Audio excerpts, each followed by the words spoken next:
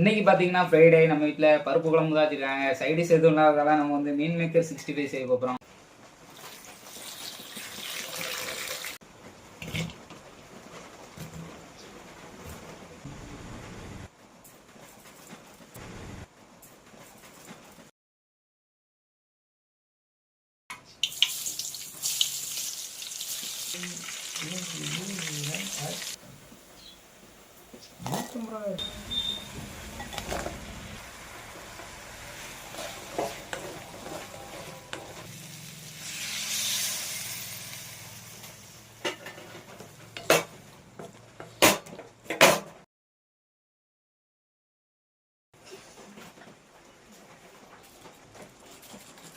நம்ம செஞ்ச மீன் maker 65 ready ஆகிட்டு எப்படி இருக்குன்னு டேஸ்ட் பார்த்துருவோம்.